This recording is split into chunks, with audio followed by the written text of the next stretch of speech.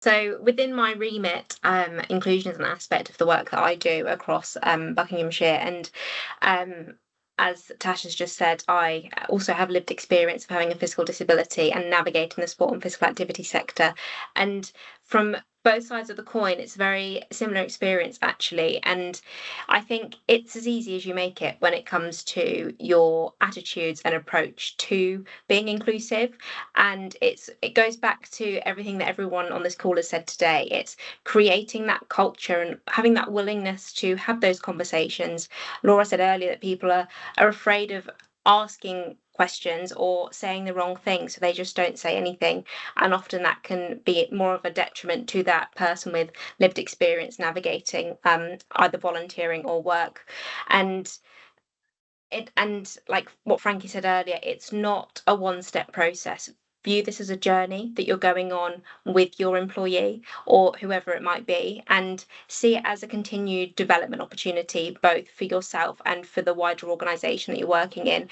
And everyone will benefit from this. It's not just somebody with a disability, that everyone within your organisation will benefit from being inclusive in practice. Amazing. So just to kind of go into a little bit more of a layer, what things do you think have worked within organizations that you've worked within, current and past, and kind of what impact has that had then on you and being able to kind of be yourself within an organization and be the best employee possible? So having that safe space and that ability to feel that if I confidently disclose an impairment or additional need, that my needs are going to be met within the organisation, that information is going to be handled sensitively and appropriately. And if any challenges are identified, that then there is an accountability piece, and that these are all things that have been spoken about earlier on this call, that if somebody with a disability shares a concern or a need with you, that's then on you as an employer to act on that and reasonably provide an adjustment for that need. So some examples, currently I have the ability to work from home when needed due to, say, a flare up in any of my conditions. I communicate that directly with my line manager, and then we adjust workload as needed for that need. And it's just having those open conversations, regular check-ins with your line manager, and it reduces that attrition rate of disabled people in employment, keeps people in work, and you're keeping that talent in the sector. We don't want to lose people from the sector. We want to value that lived experience and really champion it.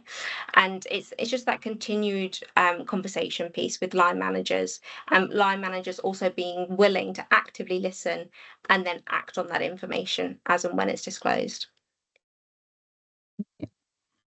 And as a sector, sport and physical activity, from your experience and kind of working within it, how inclusive do you think it is? And if you were speaking to somebody that has a disability, that is looking to kind of want to come into the sector, how would you kind of describe the experience? Or would you say it's positive? Would you encourage them?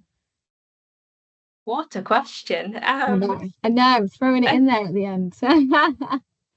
So I think I can't speak for everybody. I can only speak on my own lived experience, and I have been fortunate that it has been very positive. There have been some hurdles, and I have navigated my career in a way that I have ended up at an organisation that values lived experience, is inclusive, and welcomes that continued development piece when it comes to that commitment to inclusion and just doing better. And I think it's very individual to the person, and I can't speak broadly as whether as a sector we are inclusive. I think there are organisations that do it very, very well, and they are good role models of best practice. And I think there's also others that are on that journey, and at the start of that journey, everyone's on a journey and they are at different time slots along that journey. And it's just recognising that we all, through partnership working, can support each other to, as a sector, hopefully become role models for others of how we can all be more inclusive in our approach. Oh, amazing. Thank you, Sean. And I think that really kind of closes it off there in terms of the reason for this session.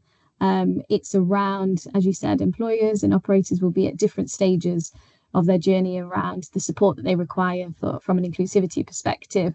And actually, this showcases the variety of kind of organizations that are there to support them. So I think, off the back of this, we'll be keen to engage with organizations that are at different stages and to look at what's working for them, what's not, to really engage with Activity Alliance and BASE around, sharing that best practice, really starting to kind of look at how they can adapt their kind of recruitment process to kind of be a bit more inclusive, let's say. So that will bring us to the end now, and that's amazing from everyone. Thank you so much for the insight from BASE, Activity Alliance, and Charlotte. We will be able to share some of the slides and everybody's details around being able to kind of find out more information on all organisations. So thank you very much.